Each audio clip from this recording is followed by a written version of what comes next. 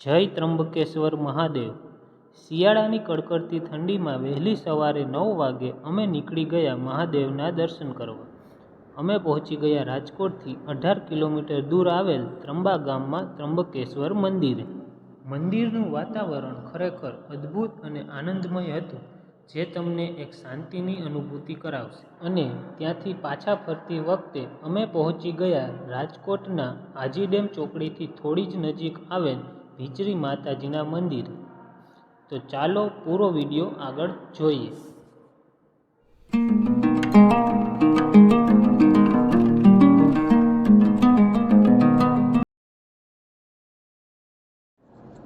રસ્તામાં ગરમા ગરમ વણેલા ગાંઠિયાનો નાસ્તો કરી અમે મહાદેવના મંદિર તરફ આગળ વધ્યા। અમે જે જગ્યાએ નાસ્તો કર્યો તેનું નામ FFM એટલે કે ફાઇનાઇટ ફૂડ મોલ હતું। ત્યાં અલગ અલગ પ્રકારનો નાસ્તો મળતો હતો, જેમ કે ગાંઠિયા, પૌવા, સમોસા, કચોરી તથા સાઉથ ઇન્ડિયન બ્રેકફાસ્ટ પણ અવેલેબલ હતું। નાસ્તો કરી અમે પહોંચી ગયા ત્રંબકેશ્વર મંદિર ત્રંબા ગામમાં। મંદિર આગળ તમને બંને બાજુ તળાવ જોવા મળશે। મંદિરની બહારની બાજુ વાહન પાર્કિંગ માટે પૂરતી જગ્યા છે, જેથી તમે આસાનીથી તમારું વાહન પાર્ક કરી શકશો। અમે દર્શન કરવા આવ્યા તે દિવસે પણ ઘણા લોકો ફેમિલી સાથે મહાદેવના દર્શન કરવા આવ્યા હતા। તો ચાલો આપણે પણ મહાદેવના દર્શન કરવા મંદિરમાં પ્રવેશ કરીએ।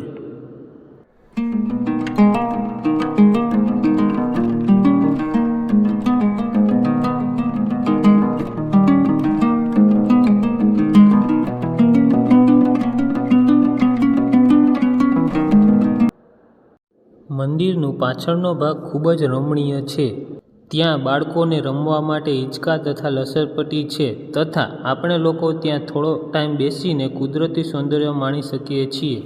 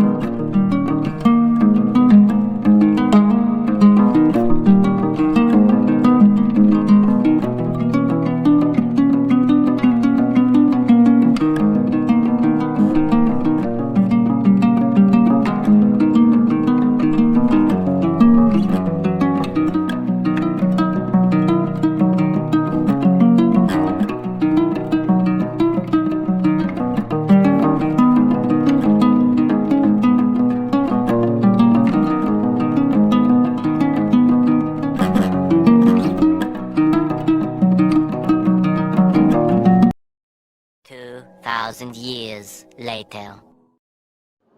ત્રંબા મંદિરે દર્શન કરી પાછા રાજકોટ ફરતી વખતે અમે પહોંચી ગયા આજી ડેમ ચોકડીથી થોડું જ નજીક આવેલ ભીચરી માતાજીના મંદિરે।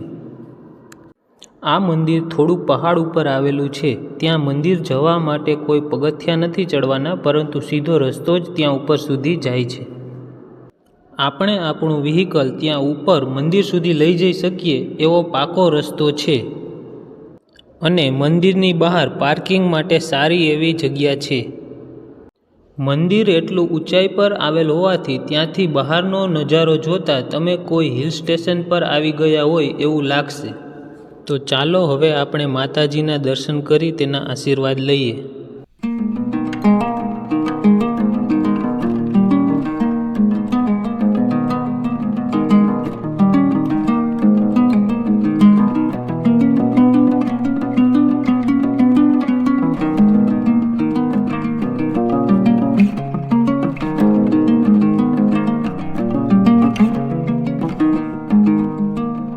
કહેવાય છે કે અહીં લોકો મીઠું ચડાવવાની માનતા રાખે છે। તમે રાખેલી માનતા પૂર્ણ થતાં જેટલા મીઠાની માનતા રાખી હોય તેનાથી ડબલ મીઠું ચડાવવાનું હોય છે, અને ત્યાં લપસ્યું ખાવાનું હોય છે।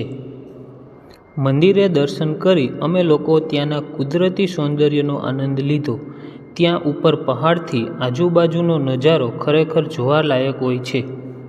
દર રવિવારે સાંજે 5 થી 8 સુધી માતાજીની પ્રસાદી હોય છે, જેમાં આશરે 500 થી 600 લોકો માતાજીની પ્રસાદી લે છે। અહીં લોકો પ્રસાદી લઈ પોતાની યથાશક્તિ મુજબ દાન અને સેવા કરે છે. અમે લોકો ત્યાં મંદિરની પાસે થોડીવાર બેસી ત્યાંના કુદરતી સૌંદર્યની મજા લીધી અને ઘણા ફોટોગ્રાફ્સ પણ લીધા. ત્યારબાદ સાંજે 6 વાગ્યા જેવો સમય થતાં અમે ઘર તરફ જવા નીકળ્યા. તમને આ વિડીયો કેવો લાગ્યો એ જણાવશો. Thanks for your time.